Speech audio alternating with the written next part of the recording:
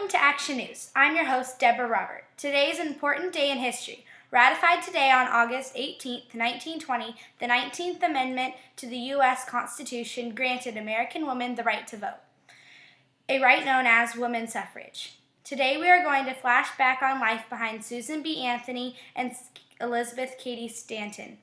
They worked together to push the right for women to be eligible to vote. Let's take a look. Good afternoon. I'm Elizabeth Cady Stanton.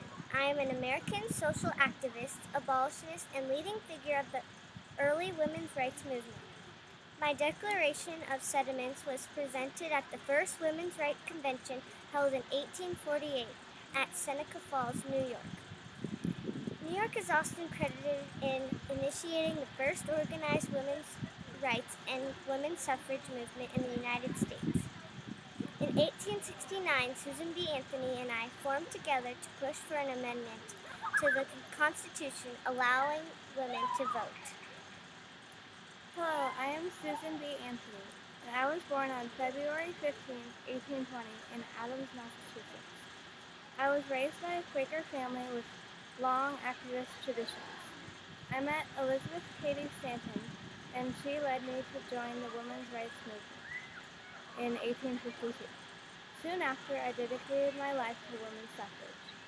I worked for the right for women to own their own property and retain their earnings. In 1900, I persuaded University of Rochester to admit women. In 1853, I went to New York State to campaign for women's property rights. I spoke at meetings, collected signatures for petitions, and lobbied the state legislature.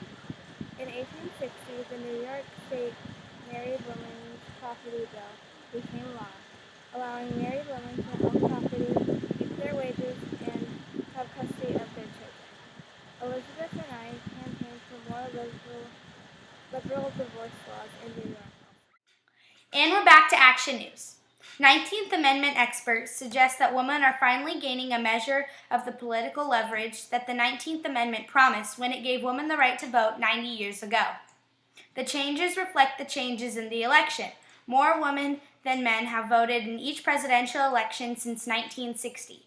4 times since 1976, more than 60% of women have voted in a presidential election. Men have topped that 60% turnout mark only once in that span. Let us take a look at what it was like for women to vote. So